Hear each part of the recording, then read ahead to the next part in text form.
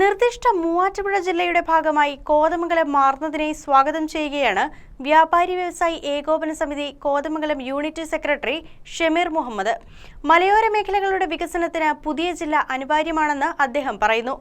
കോതമംഗലത്തെ വ്യാപാരി സമൂഹം ഈ നിലപാടിനോട് യോജിക്കുമെന്നാണ് തന്റെ പ്രതീക്ഷയെന്നും അദ്ദേഹം പറഞ്ഞു. മൂവാറ്റുപുഴ ജില്ല രൂപീകരിച്ചു കഴിഞ്ഞാൽ നമ്മുടെ ഈ ജില്ലയ്ക്ക് കോതമംഗലക്കാർ പ്രത്യേകം ഉണ്ടാകുന്നത് ഭരണപരമായ സൗകര്യമാണ്. നമ്മൾ കാക്കനാട് പോയി വരുന്ന ഒരു സമയം നമുക്ക് ഒഴിവാക്കാം. പിന്നെ നമുക്ക് കിഴക്കൻ മേഖല വികസനം എന്ന് പറഞ്ഞു കഴിഞ്ഞാൽ കിഴക്കൻ മേഖല വികസനത്തിൽ ഈ കോതമംഗലം മൂവാറ്റുപുഴ എല്ലാം ഈ കിഴക്കൻ മലയോര പ്രദേശങ്ങളാണ്. ഈ കോതമംഗലം അസംബ്ലി മണ്ഡലത്തിൽ 4ഓളം പഞ്ചായത്തുകൾ വന അതിർത്തി പങ്കിടുന്ന പഞ്ചായത്തുകളാണ്.